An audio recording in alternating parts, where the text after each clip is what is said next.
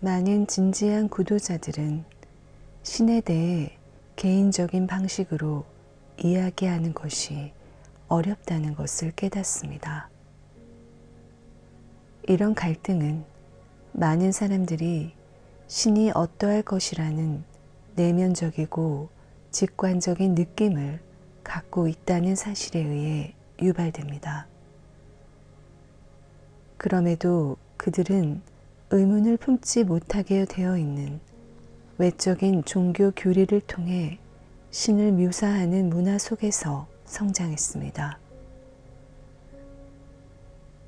여러분이 외적 교리와 자신의 직관적인 통찰 사이에서 갈등을 경험했다면 그 두 가지의 균형을 잡는 것은 어렵게 됩니다.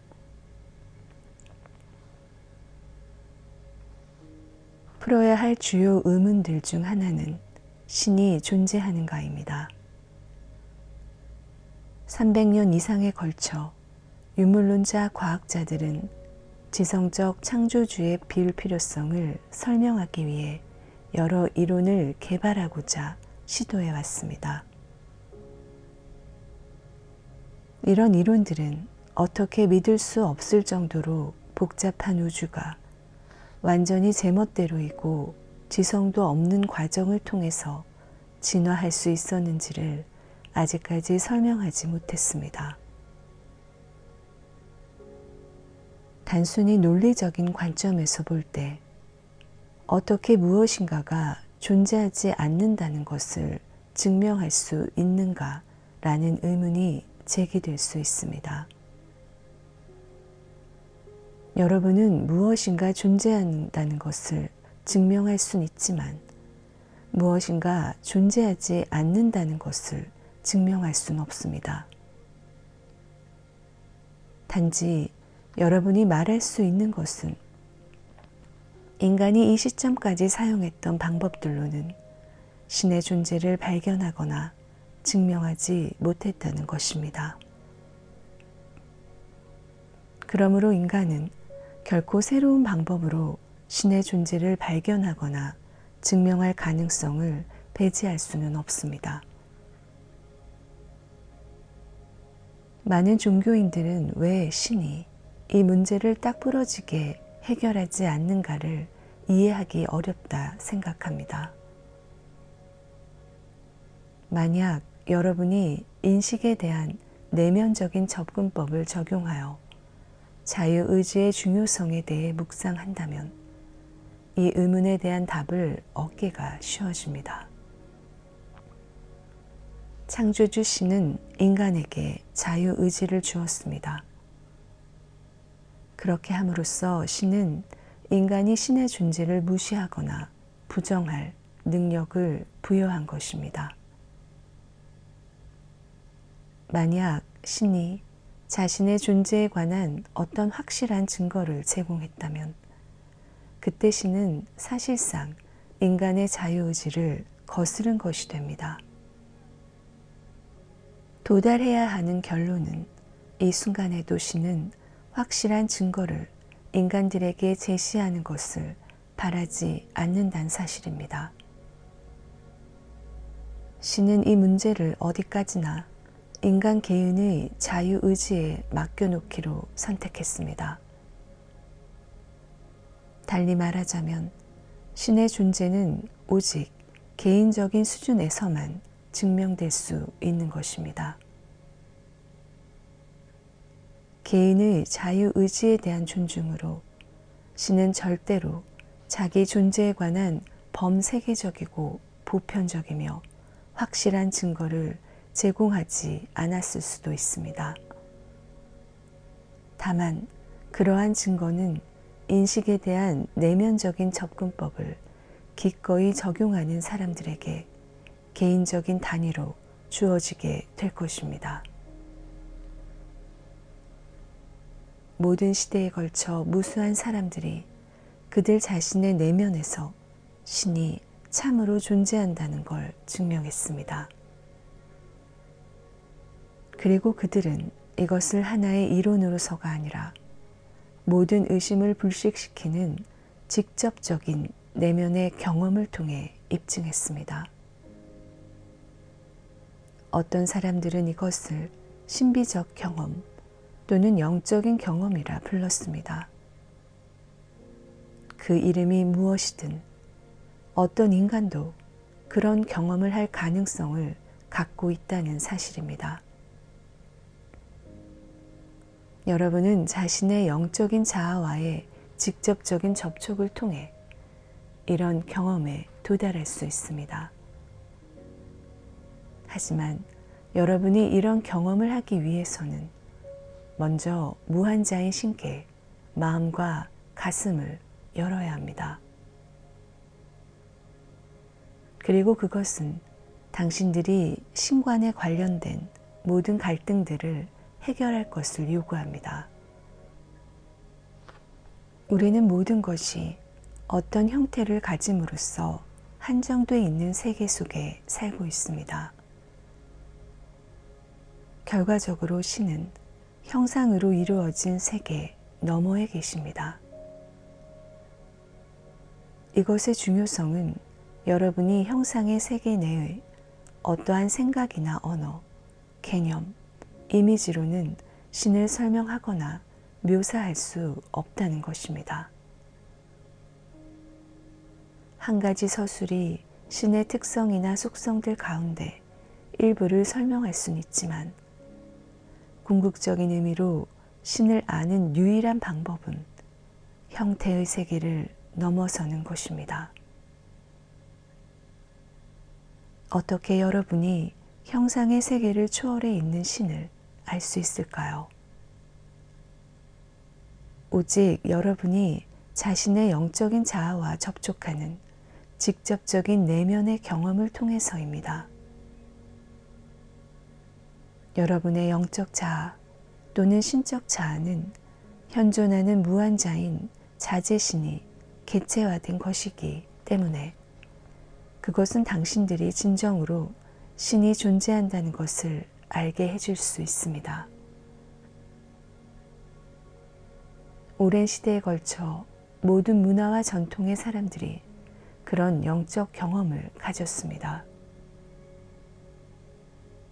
그러나 이런 경험들이 진실이긴 하지만 언어나 이미지를 가지고는 그 경험을 정확히 묘사할 수가 없습니다. 여러분은 신을 경험하는 것이 어떠하다고 설명할 수 없습니다.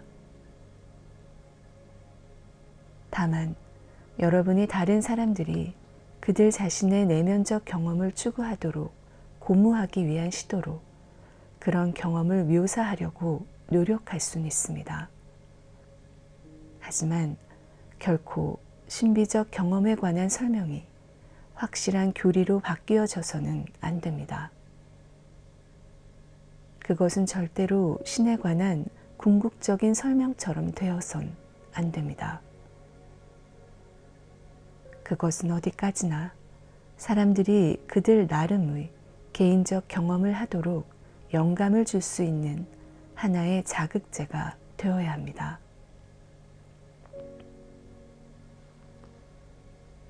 그러나 불행하게도 저급한 마음의 상대성은 그 신성한 존재의 실체와는 무관한 수많은 개념들을 만들고 받아들이게 합니다. 사람들은 인간의 속성들이 신에 속한 것으로 생각합니다. 그리고 그에 따라 인간의 결함들을 신의 탓으로 돌립니다. 인간들이 지구가 평평하다고 믿고 있을 때 둥글었던 것과 마찬가지로 인간의 생각과는 상관없이 신은 곧 신 자신일 뿐입니다. 여러분은 신의 실체를 알 수 있지만 인간들에 의해 만들어진 불완전하고 유한한 개념들을 기꺼이 초월해 보아야만 그것이 가능합니다. 많은 사람들이 왜 세상에 악이 존재하는가라고 질문합니다. 전통적으로 신학자들은 이 질문에 대답하기가 어렵다는 것을 알았습니다. 만약 우주 안의 모든 것이 신의 뜻에 따른 것이라면 세상 속에 악이 존재하는 것은 신의 뜻임에 틀림없을 것입니다. 그럼에도 이런 견해는 많은 사람들에게 진실처럼 들리지 않는데 그들은 신이 어떠하다는 직관적인 인식을 갖고 있기 때문입니다. 만약 신이 모든 것을 창조했다면 결과적으로 신이 분명히 악을 창조한 것이 됩니다. 그리고 어떤 종교들은 악이 신과는 반대되는 속성이라 가르칩니다. 그러나 다시 한번 이것은 많은 이들에게 진실한 소리로 들리지 않습니다. 우리는 자유의지의 중요성을 인식하고 있으므로 악의 존재에 관해 전혀 다른 견해를 가질 수 있습니다. 단적으로 말해 악은 신에 의해 창조된 것이 아닙니다. 즉 그것은 인간을 포함한 의식을 가진 존재들에 의해 창조된 것입니다. 이러한 존재들은 신의 법칙을 거역하기 위해 그들의 자유의지를 사용했습니다. 신은 인간들에게 형상의 세계를 창조하기 위해 사용했던 그 법칙을 거역하는 능력을 주지 않고는 그들에게 자유의지를 줄 수가 없었습니다. 신은 악을 창조하지 않았습니다.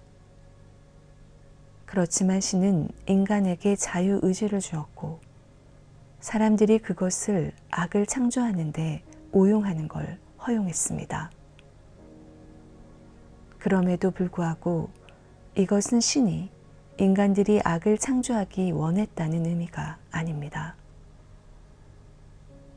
만약 사람들이 신의 법칙을 거역할 수 없었다면 그들은 진정한 의미에서 자유의지를 갖지 못했을 것입니다. 그럼에도 그들이 형상의 세계를 건설하는 데 사용했던 그 법칙을 어긴다면 그들은 결국 자멸하게 될 것입니다. 설사 자유의지가 신의 뜻일지라도 그 자유의지의 오용으로 인한 결과들은 신의 의도와는 부합되지 않는 것입니다. 그럼에도 신은 인간들이 언젠가는 자신들의 과오를 깨달을 것이라는 지속적 희망을 가지고 불완전한 것들을 창조하는 행위를 허용했습니다. 신은 사람들이 그들의 삶의 방식이 어리석다는 것을 이해하고 올바른 영적 정체성으로 자신을 바로잡는 결정을 하길 바라고 있습니다. 그에 따라 그들은 자기 파괴적이 아닌 방식으로 자유의지를 행사하기 시작할 수 있습니다.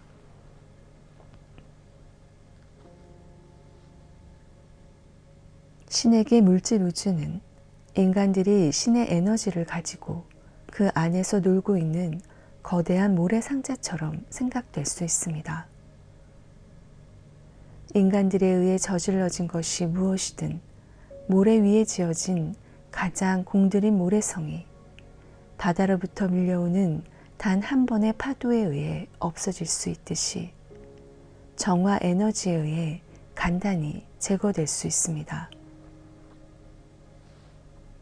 신이 인간에게 자유의지를 주었을 때 신은 분명히 그 잠재적 결과들을 알고 있었습니다. 그러므로 미숙한 영혼들은 안전한 구조로 만들어진 것을 가지고 한 세계에서 출발합니다. 물질 세계는 낮은 진동의 에너지로 이루어져 있기 때문에 이 세상에선 아무것도 영원하지 않습니다. 인간들은 그들이 해변에다 지어놓은 모래성 속에서 커다란 자부심을 갖고 있는지도 모릅니다. 마치 어떤 악의 세력들이 신의 계획을 자기들이 흐트러지게 했다고 생각하는 것처럼 말입니다. 그렇지만 신은 이 세력들이 썰물 동안에 물가에다 모래성을 쌓았다는 걸 아십니다. 그리고 밀물이 밀려올 때 가장 공들여 세운 모래성조차도 우주의 바다로부터 밀려오는 영적 에너지의 파도에 의해 쓸려서 사라져 버릴 것입니다. 신은 인간을 자신의 이미지와 닮은 모습으로 창조했기 때문에 여러분은 신의 창조물을 연구함으로써 신에 관한 어떤 특성들을 이해할 수 있습니다. 궁극적 의미에서 이것은 신이 옥좌에 앉아있는 흰 턱수염이 성성한 노인처럼 보인다는 걸 의미하진 않습니다. 하지만 신의 대리자들은 충분히 이런 이미지로 보일 수도 있습니다. 형상의 세계를 관찰함으로써 배울 수 있는 것은 모든 것이 양극성을 형성하는 두 가지 요소 간의 창조적 긴장으로부터 생성되는 것처럼 보인다는 사실입니다. 우리는 양극성을 물질과 에너지, 마음과 육체, 물질 세계와 정신 세계, 남성과 여성 등으로 이해합니다. 이 두 가지는 정반대적이거나 상호 배타적인 것이 아닙니다. 그것들은 서로를 보완해주는 요소들이며 하나가 없이는 다른 하나가 존재할 수 없습니다. 그것은 형상의 세계 전체를 낳는 이 요소들 간의 창조적인 긴장입니다. 신은 그 속성이 서로 적대적인 것은 아니지만 두 가지 속성을 가지고 있습니다. 신의 속성 가운데 한 가지는 수동적인 요소로서 이것은 형태가 없는 순수한 존재의 상태라고 볼 수 있습니다. 어떤 영적 가르침들은 그것을 공으로 묘사하는데 형상의 세계에 있는 누군가에겐 그것이 무형 또는 공허처럼 보이기 때문입니다. 신이라는 존재의 다른 요소는 능동적인 요소인데 그것은 그 자신의 존재와 창조 능력을 자각하고 있는 영적 존재로 볼 수 있습니다. 이 존재는 스스로 있는 자, I am that I am 이라는 말로 자신을 명명했습니다. 이 자제신은 자신의 창조 능력을 그 순수한 존재의 상태에다 작용시키기 위해 사용합니다. 따라서 모든 것이 신의 존재 또는 본질로부터 창조되었습니다. 신은 한 가지 재료로 모든 것을 창조했는데 왜냐하면 다른 재료가 없기 때문입니다. 즉, 신은 신과 동떨어진 것이나 신과 다른 어떤 것을 창조할 수는 없었습니다. 형상의 세계 안에 있는 모든 것은 형상을 가진 어떤 것으로 임시로 변장하고 있는 무형의 신적 존재입니다. 여러분이 영적 여정에서 성장함에 따라 이 세상 속의 모든 것이 참으로 신의 본질과 에너지로 창조되었다는 것을 깨닫기 시작합니다. 자유의지 때문에 신은 인간들이 신성한 청사진과 맞지 않는 불완전한 것들을 창조하도록 허용했습니다. 하지만 외적인 모습들이 얼마나 왜곡될 수 있느냐에 상관없이 모든 것은 신의 에너지로 만들어진 것입니다. 그러므로 가장 불완전한 것들조차도 그 본래의 수준으로 에너지의 진동을 높임으로써 정화될 수 있습니다. 모든 것이 신의 재료로 창조되었기 때문에 결과적으로 진정 아무것도 신으로부터 분리될 수는 없습니다. 여러분이 헬리콥터를 타고 바다를 내려다보며 비행하고 있다 상상해 보십시오. 처음에 바다는 완전히 평평하게 보일 겁니다. 아무런 바람도 불지 않아 파도를 일으키지 않으므로 바다 표면은 거울과 같이 잔잔합니다. 이제 바람이 불기 시작했다고 상상해 보십시오. 바람이 파도를 일으키기 시작했습니다. 그리고 바람이 점점 더 거세게 불게 됨에 따라 파도는 더 높아졌습니다. 거울 같은 바다에서 일어나는 그 파도는 바람의 세기 여하에 따라 매우 다르게 나타날 수 있습니다. 그럼에도 그것들은 모두 바다라는 근본적 진료로 창조된 것입니다. 그리고 바람에 의해 얼마나 큰 파도가 되느냐와는 관계없이 그것들은 결코 바다 그 자체와는 분리될 수 없습니다. 파도는 본질적으로 바다와 다른 창조물이 아닙니다. 즉 그것들은 바다 그 자체를 다른 상태로 표현하고 있는 것뿐입니다. 마찬가지로 형상의 세계는 그것이 만들어져 나온 순수한 무형의 본질, 그 에너지 때문에 존재합니다. 여러분의 영혼이 자신의 영적 자아와의 의식적인 접촉을 상실하게 되면 영혼은 창조주로부터 단절된 것처럼 느낍니다. 영혼은 감각과 육적인 마음을 통해 세상을 부분적으로 경험하기 때문에 전체 물질 우주가 신으로부터 분리되어 있다고 믿기 쉽습니다. 이것은 만연해 있는 두 가지 그릇된 생각을 낳습니다. 우선 많은 영혼들이 신의 존재를 부정한다는 것입니다. 한편 다른 영혼들은 신이 저 바깥 어딘가에 있을 거라 생각합니다. 그러나 이 두 가지 믿음들은 환영들입니다. 모든 것이 신의 재료로 창조되었기 때문에 실제로 아무것도 신으로부터 분리될 수는 없습니다.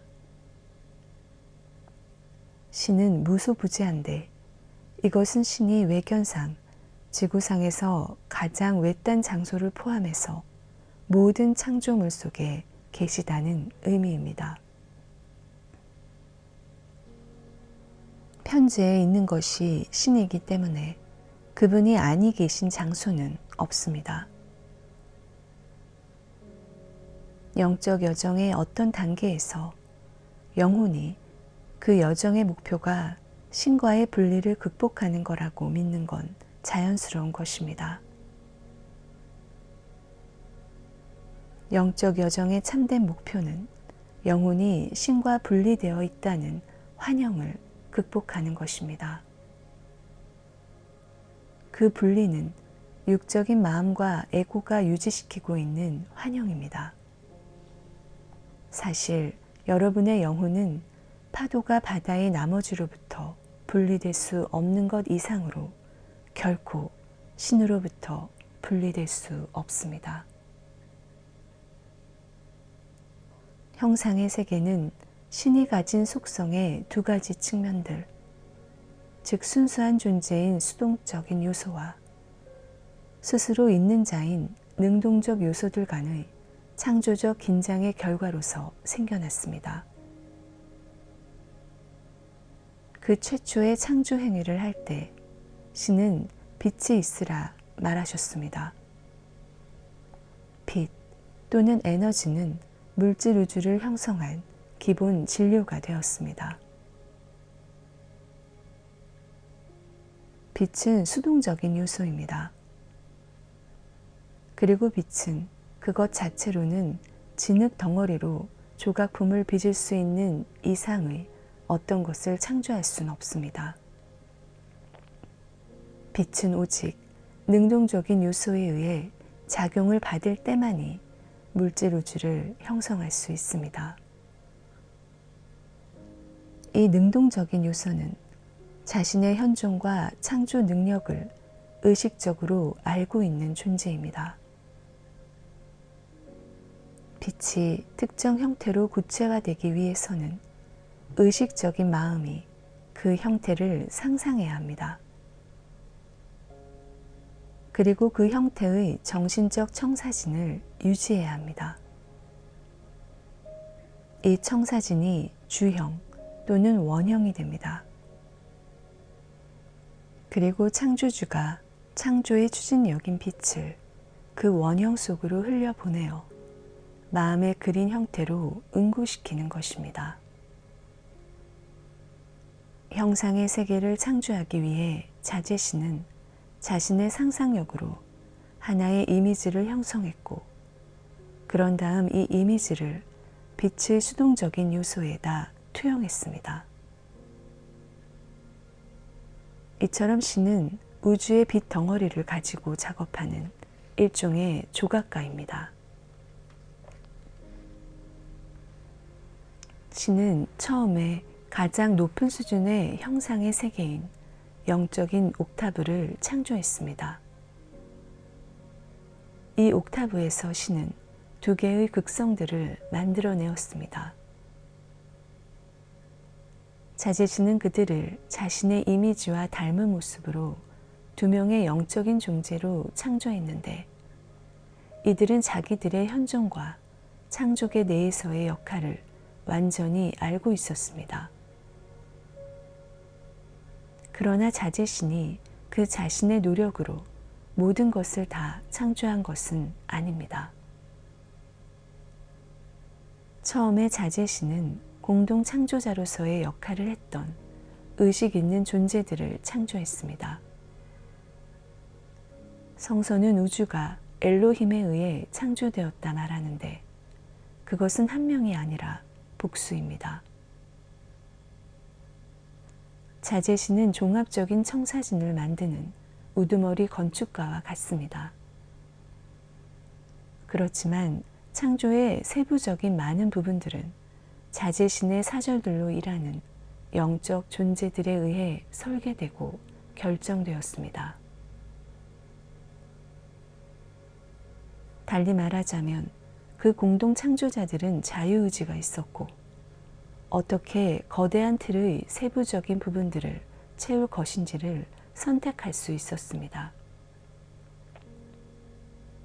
공동 창조자들은 자기들이 자제신의 한 확장체라는 사실을 의식적으로 자각하고 있었기 때문에 그들은 자연스럽게 자제신에 의해 규정된 기본 구조에 완전히 맞게 모든 것을 실행했습니다. 우리는 이제 자제신이 신성한 위계 구조를 창조했다는 것을 이해합니다. 처음에 자제신은 창조의 레벨에 위치한 가장 높은 영적 옥타브와 최고의 영적 존재들을 창조했습니다. 성서에서 알파와 오메가라 부르는 이 영적 존재들은 그 아래의 하위 수준에 거주하는 창조물들과 영적 존재들을 창조했습니다. 창조계의 가장 높은 레벨에서부터 하위 레벨들에 이르기까지 그 세계들은 밀도가 점차 농후해지게 됩니다. 말하자면 가장 높은 수준에 있는 형태들은 매우 유동적이고 가벼우며 영묘합니다. 그런데 낮은 수준들로 향할수록 그 형태들이 보다 고정적이 됩니다. 그리고 그것들은 좀 더 견고하고 밀도가 짙게 보입니다.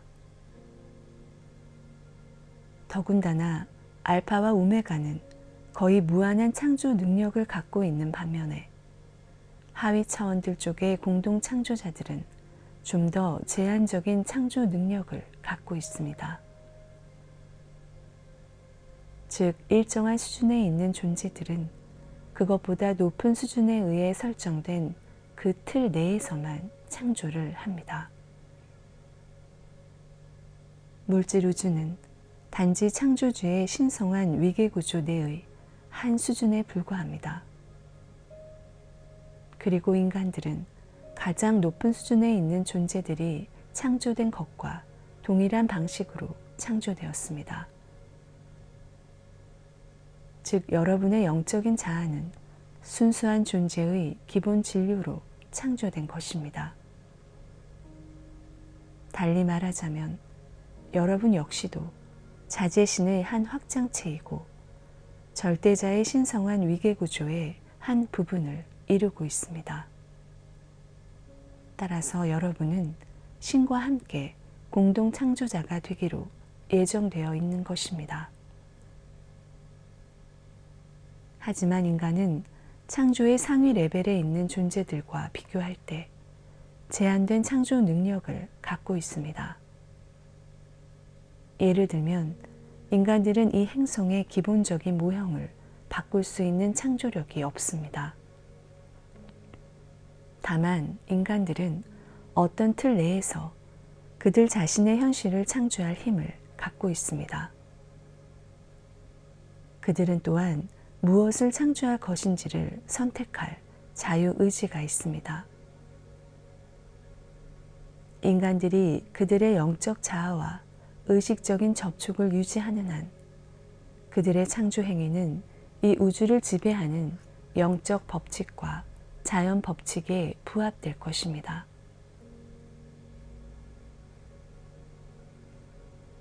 물질 세계가 어떻게 창조되었는지 생각해 보기로 합시다. 이미 논한 바와 같이 형상의 세계 속의 모든 것은 신의 재료인 영적인 에너지 또는 빛으로 창조되었습니다. 하지만 물질 우주는 가장 높은 형태의 영적 에너지로 창조되지는 않았습니다. 그것은 물질 옥타브 바로 위의 주파수 범위 내에서 진동하는 보다 구체화된 형태로 창조되었습니다. 영적 존재들의 집단은 이런 영적인 에너지를 물질 우주를 창조하는 데 사용했습니다. 어떻게 그들이 이것을 수행했을까요? 자재신이 형상의 세계가 창조되는 과정을 시작했을 때 그 신은 팽창성이 있는 추진력을 만들어내었습니다. 말하자면 신이 숨을 내쉬었다 할 수 있습니다. 그리고 이 외부를 향해 팽창하는 힘은 창조의 배후에 있는 추진력입니다. 여러분은 이 힘을 신으로부터 모든 수준의 창조물을 관통해서 흐르는 에너지의 흐름으로 상상해 볼 수 있습니다. 물질 옥타브 바로 위에 거주하는 영적 존재들의 그룹은 이 영적 에너지의 흐름을 관리하는 감독자들이 되었습니다. 자기들의 상상력과 주의력을 통해 그들은 영적 에너지를 유도하여 그것을 어떤 형태로 만들었습니다. 예컨대 그들은 행성 지구를 마음속으로 그렸습니다. 그리고 자기들의 주의력을 이런 이미지에다 계속 집중함으로써 이 물질 행성을 창조했던 것입니다. 여러분은 공동 창조자들입니다. 그리고 여러분은 영적 자아를 통해 여러분 존재의 하위 부분, 즉 영혼으로 끊임없이 흐르는 영적인 에너지의 흐름을 가지고 있습니다.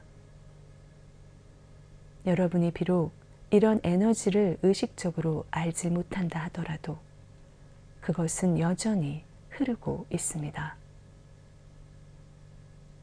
그리고 여러분이 이런 에너지를 창조하는 데 사용한다는 걸 깨닫지 못해도 그렇게 하고 있는 것입니다.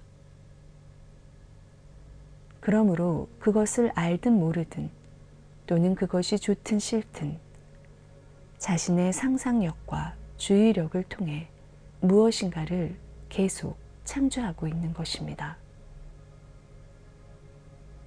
여러분의 마음은 상상력을 통해 어떤 형태를 마음속에 그립니다.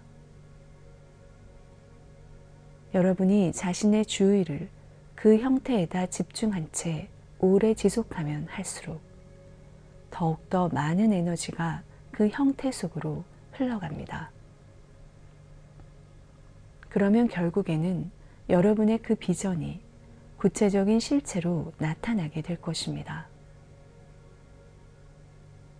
물질 우주는 일종의 거울로 볼 수 있습니다. 그리고 그것은 여러분이 자신의 의식이나 잠재의식 마음속에 품고 있는 생각이나 관념들을 그대로 반영할 것입니다. 여러분의 삶의 경험들은 컴퓨터의 세계에서 사용하는 다음과 같은 표현에 의해 설명될 수 있습니다. 화면에 나타난 대로 인쇄된다. 즉, 보고 있는 대로 당신은 얻게 된다. 한계를 넘어서기 위한 유일한 방법은 그 한계를 만들어내는 행위를 멈추는 것입니다. 여러분이 자신의 의식이나 잠재의식 마음이 어떤 이미지에 집중되도록 허용하게 되면 영적인 에너지가 그 형상으로 유도되어 흘러가기 시작합니다. 여러분의 의식이나 잠재의식 마음이 자신의 영적인 자아로부터 흘러나오는 순수한 빛을 다른 색채들로 분할하게 만드는 일종의 프리즘으로 작용하는 것입니다. 그 프리즘에 존재하는 색채들은 프리즘 자체의 조건들로 인한 결과입니다. 여러분은 신과 공동 창조자들입니다. 그리고 여러분은 그 창조 과정을 결코 멈출 수가 없습니다. 섹스피어의 희곡 햄릿과 그 영원한 질문을 깊이 생각해 보세요. 사느냐, 죽느냐? 이 질문은 여러분이 결코 창조 과정을 멈출 수 없음을 나타내는 것입니다. 설사 여러분이 자신의 창조 능력을 무시하거나 부정하더라도 에너지는 영적인 자아로부터 여전히 흐르고 있습니다. 그 영적인 에너지는 여러분이 자신의 마음속에 머무르도록 허용하는 이미지가 무엇이든 간에 그 모습을 취하여 그대로 굳혀야 될 것입니다. 당신들이 자신의 마음이나 생각을 텅 비게 할 수 없기 때문에 창조하는 것을 결코 멈출 수는 없습니다. 하지만 일단 자신이 늘 창조하고 있다는 사실을 깨닫게 되면 여러분은 불완전한 것들을 계속 창조하는 대신에 완전한 형태들을 창조하는 일을 시작할 수 있습니다. 완전한 것을 창조하느냐, 아니면 불완전한 것을 창조하느냐, 그것이 문제인 것입니다.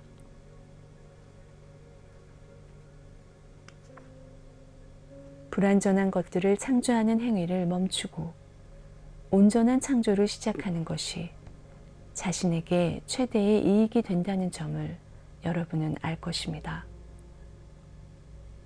그렇게 하는 방법은 독성의 에너지와 결함투성이의 잠재의식 컴퓨터 프로그램들, 그리고 여러분 자신과 삶에 관한 잘못된 믿음의 형태로 있는 마음의 모든 불완전한 것들을 해방시키는 것입니다.